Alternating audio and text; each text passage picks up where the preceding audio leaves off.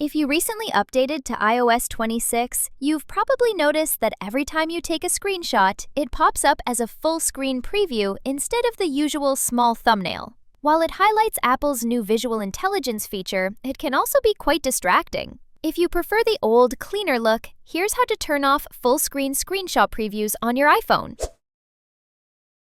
Open the Settings app. Scroll down and tap on the General Settings. Now scroll down again and tap on the Screen Capture. Now turn off the setting that says Full Screen Previews.